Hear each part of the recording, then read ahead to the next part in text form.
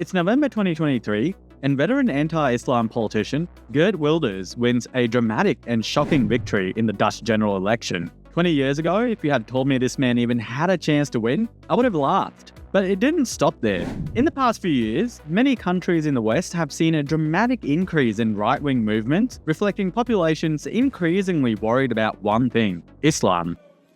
Qu'on me donne une raison, une seule, pour garder sur notre territoire des étrangers qui collaborent avec une idéologie totalitaire qui veut la mort des Français.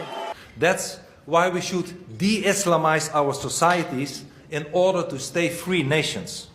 No appeasement, no concessions. Hay algunos que piensan que pueden convivir modos de vida incompatibles. No. Modos de vida incompatibles no pueden vivir en un barrio. Islam is certainly no stranger to the West. Take a look at Europe. From the 8th century, Islamic armies began expanding into Europe, marking the start of a rather turbulent relationship. The Umayyad Caliphate swept through the Iberian Peninsula, establishing a foothold in what is now Spain and Portugal. Meanwhile, in the east, the Byzantine Empire faced relentless pressure from the expanding Islamic empires. The fall of Constantinople in 1453 to the Ottoman Turks marked a significant shift in power, with the Ottomans pushing into Southeast Europe, reaching as far as Vienna by the 16th century. These historical invasions and occupations left a deep imprint on the European collective memory, often resurfacing in contemporary political discourse. The Reconquista, the Crusades, and the battles of Vienna and Lepanto are more than just historical events. They're symbols of resistance against perceived Islamic expansion. In recent decades, the Muslim population in many Western countries has grown significantly. This demographic shift has been driven by higher fertility rates among Muslims and continued migration. We have families, we are making babies. You're not. Our population is going down the slump. One day we can have a Muslim majority nation here in Canada. Right in your face. As of 2016, the Muslim population in Europe was about 25.8 million, making up roughly 5% of the continent's total population. Even if Muslim immigration were to stop, the Muslim population in Europe is projected to rise to 7.4% by 2050 due to higher fertility rates in a younger age profile compared to the non-Muslim population. In countries like France and the United Kingdom, Muslims currently constitute around 8.8% and 6.3% of the population, respectively. By 2050, these numbers are expected to rise to about 17% in both countries under a medium migration scenario. Germany, which had a Muslim population of 6.1% in 2016, could see this figure increase to between 10.8% and a whopping 20% by 2050, depending on future migration policies and refugee flows. These are rather significant numbers due to one major factor. Islam is not simply a religious ideology, it's fundamentally political and drives major decisions in every facet of life in Muslim communities. And naturally, despite what leftists might refuse to believe, this causes a pretty severe clash in values in the West.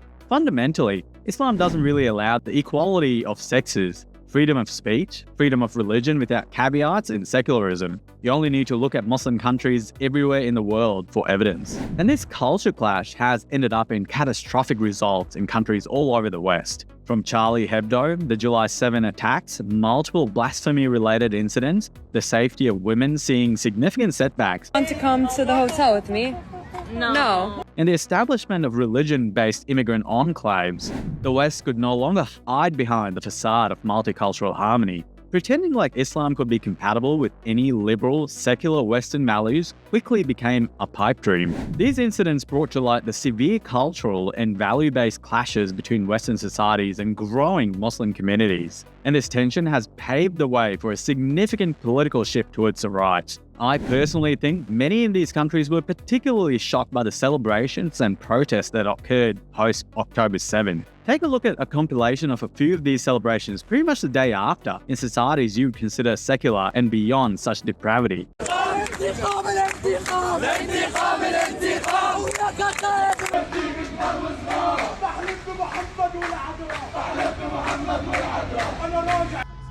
Live from Greenacre.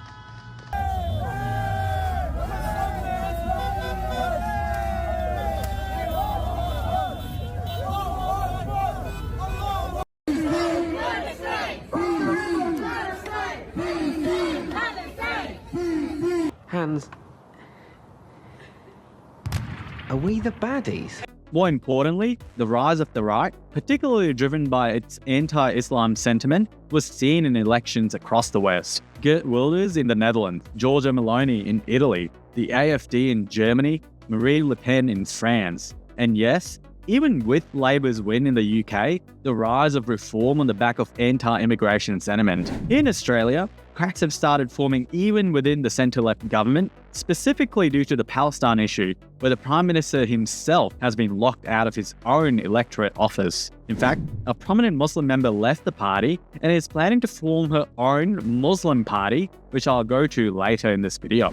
Now, you might say a few of these parties actually didn't go on to fully win, and that's a fair point. In France, for example, the centrist and far-left parties worked together to prevent a Marine Le Pen victory. But I'd like you to look at just where these parties and individuals were not too long ago. The AfD, or Alternative for Germany, missed the electoral threshold to sit in the German parliament in their 2013 election. Fast forward 10 years, they're Germany's second most popular party, shocking political pundits not just in Germany, but everywhere in the world. And they have an explicitly anti-Islam platform, which calls for a ban on the full-body veil, a ban on minarets, and the Islamic call to prayer, which is done 5 times a day. The AfD says that Islam is not a part of Germany, and it appears many Germans agree. Let's move over to France, where Marine Le Pen failed to secure a majority in their most recent legislative election. This was following her party making substantial gains in the EU parliamentary election. While they lost the second round, the National Rally earned over 10 million votes in each round,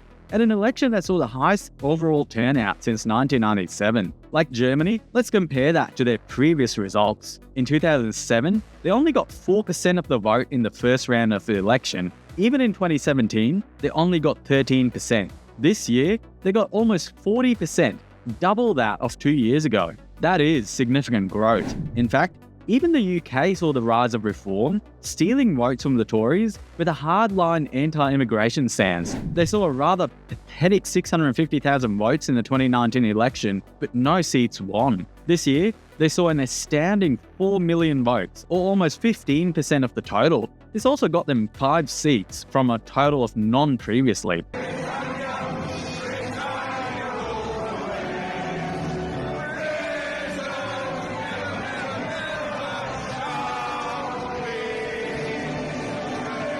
Now, before we head to the next part of the video, I need your help to get to my goal of 15,000 subscribers by the end of the year. So, if you're enjoying this video so far, please hit that subscribe button and give it a thumbs up. Generally, there's a belief that young people mostly lean left. Unfortunately, your age or even gender don't determine whether you're impacted by ideological and cultural differences that adversely impact you where you live.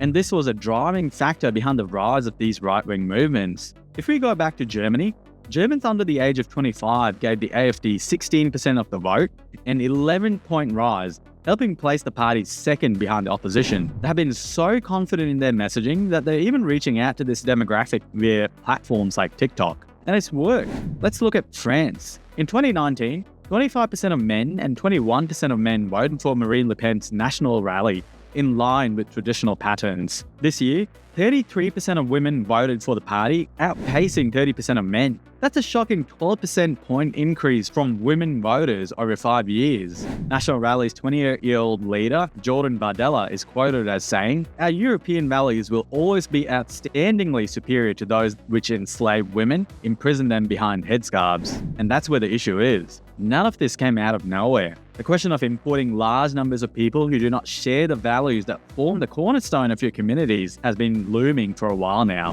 Because I was speaking about women voters before, let's look at the subject of women. Across the West, crimes against women from people from Islamic countries have been a topic that's almost too taboo to discuss, despite overwhelming statistical evidence to support it. In Britain, we're all aware of the gangs from Rotherham and what they did to over 1,400 girls. In fact, these crimes were buried in favour of political correctness. Here's what UK TV presenter Alex Phillips said on the issue faced by women. A lot of crimes happening against women especially seem to be committed by people who aren't from this country. I've been followed home with a man in one of those Afghan kulpul hats chuntering away in some language. All the way to my front door, I had to hide in my neighbour's house and pretend I didn't live in my house because he was lurking around outside trying to do indecent things to himself. That's right.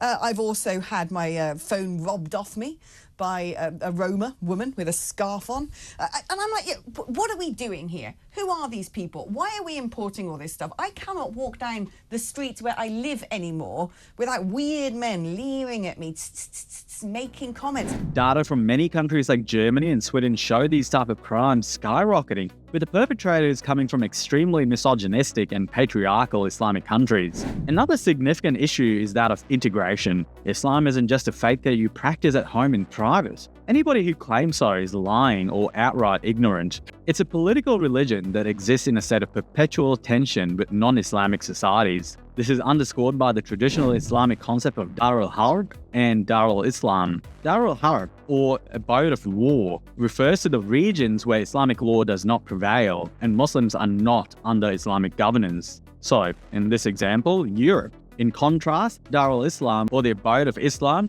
signifies regions governed by Islamic law where Muslims can freely practice their religion. Historically, these concepts were used to delineate the Muslim world from non-Muslim territories, often framing the latter as areas to be brought under Islamic rule through various means, namely military conquest. This dichotomy reflects an inherent tension in the relationship between Muslim and non-Muslim land, emphasizing the goal of expanding Islamic governance. Today, these concepts still influence the dynamics of integration. This is why many Muslims, even while living in the West, still live according to traditions from 1400 years ago and hold views that are simply incompatible with society. Many openly celebrate their growing populations and spread watered-down propaganda to try and gain more converts. The future of Islam in the West. Alhamdulillah, the future is ours. Islam's going to spread. There's no doubt to it. The West is West, East, North, South, it's all going to be Muslim. The hope is that in the future, many of these countries are dominated by Islam.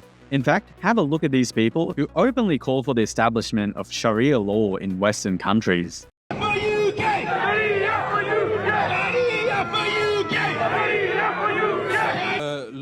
Laut den Werken ist es so, dass man, wenn man in der Mehrheit ist, wie Sie auch erklärt haben, sind wir dafür befohlen, Deutschland einzunehmen, auf jeden Fall. Also es ist das ist eine islamische Pflicht, auch Deutschland einzunehmen. Auf jeden Fall. For us Muslims living in Western democracies, in the liberal secular democracies we find ourselves, we hope the world embraces Islam. We hope our lands embrace Islam and implement the Sharia of Allah. Yes, and I'll publicly say this. For many of these countries, Muslim populations are a sizable and influential minority. And I think instead of vilifying them, there are some short-term and long-term solutions that can actually prevent a serious and even violent culture clash and integrate communities fully. To start off, we do need to consider how citizenship and residency is granted. In fact, it needs to be conditional, with those conditions actually enforced. Otherwise, you get guys like this. We owe our allegiance and our loyalty first and foremost to our religion, not to the Queen, to be honest. When I went for my so-called oath, I was silent, I didn't say anything. It was your responsibility to make sure you got it out of me. So when I didn't say anything, I'm not liable to anything. For example, immigrants should attend mandatory courses on the history, culture, and values of the host country, emphasizing the importance of secularism, gender equality, sexual orientation, freedom of speech, and religious tolerance. Upon completion of these courses, they should sign a declaration affirming their commitment to uphold and respect the secular and democratic values of their new country. A few countries have had success doing this, like Denmark. In fact, Germany recently passed laws that require immigrants to affirm Israel's right to exist. I'm sure many hated that, but that doesn't matter.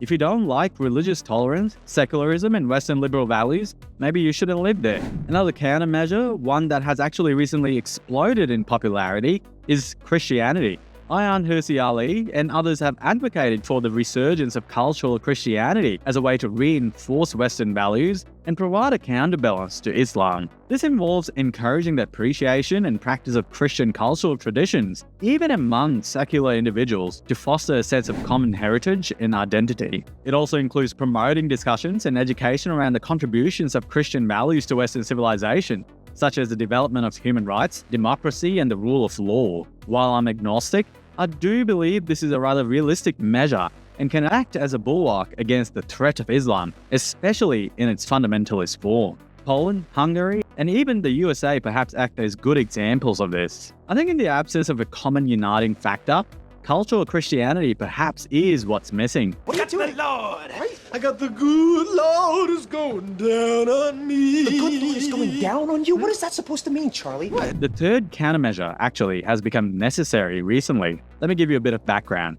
It's something to do with sectarian politics. I covered what this might do to a country like Lebanon in my last video and why Middle Eastern countries don't take Palestinian refugees, which you can check out right here. But recently, Muslims have been organising as a rather powerful political force, especially in the UK. Is it for the betterment of the electorate? Nope. In fact, its primary goal has been to change policy related to terrorism and also foreign conflicts like that in Gaza. In Australia, for instance, following the attacks on Orthodox Bishop Mari Emanuel, Islamic groups came out demanding religiously motivated terrorism to be removed from legislation. This was, shockingly, in response to counter-terrorism work being conducted to arrest people connected to the incident. And then there's a popular Muslim vote in the UK. In their recent elections, 5 independents representing this group won seats, welcoming to the UK religion-based sectarian politics. One candidate for the group, Ahmad Yaqub, who did not win, campaigned on the slogan, "Lend Gaza your vote." He came under fire for suggesting 70% of hell will be women, which is a pretty basic belief in Islam. Despite all of this, he came second and barely lost by just 3,500 votes. Jess Phillips, who has served as the MP for Birmingham Yardley since 2015 and has held frontbench roles, only narrowly held on to her seat too, with a majority of only 693 votes. Her speech was almost derailed by heckling from pro-Palestine Muslim thugs and had to be paused several times. I will carry on with my speech. I understand that a strong woman standing up to you is met with such reticence. Anyway, this election has been... Can you throw them out? Excuse me. Her campaign had been forced to make regular calls to the police, she revealed, speaking of party volunteers being filmed in the street and having their tyres slashed. This group promises that it would win even more seats in the next election where there are large Muslim populations. So, good luck to the UK, as none of them appear to be even slightly moderate or progressive in their beliefs. And all that success, unfortunately, is already starting to get copied elsewhere. Meet Fatima Payman, formerly elected to represent the state of Western Australia under the centre-left Labor Party, which she left over the Palestine issue. Now, she's sitting as an independent and rallying an Australian movement similar to the UK's Muslim vote. They plan to win seats from the Labor Party, similar to the UK in the next election. And what is Fatima, a refugee from Afghanistan, and the Muslim vote's goal? Surely to represent Western Australia or other electorates, right?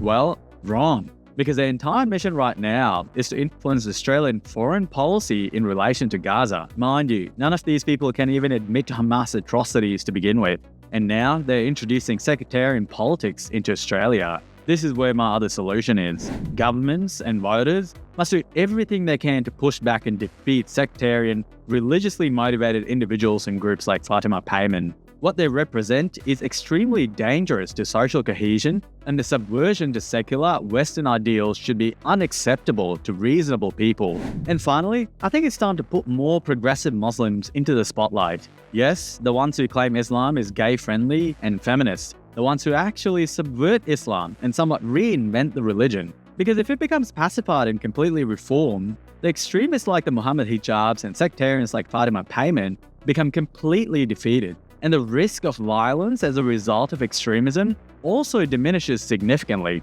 Ultimately, the only thing I can say is Islam in its purest form is completely at odds with Western values. It's a clash of cultures that's actually been seen already hundreds of years ago in Europe, and coexisting without making any changes is impossible. Take it from someone who grew up indoctrinated into the religion. I hope that countries are able to implement solutions, and quickly too, before what is a growing political force becomes impossible to stop. Because as I have said in previous videos, Western values don't exist in a vacuum. They exist because people believe in them and defend them in the face of adversity. If you enjoyed this video, be sure to check out more content on the channel just like this. Don't forget to hit like, subscribe, and share your thoughts in the comments down below. And as always, thank you for watching, and I'll see you in the next one.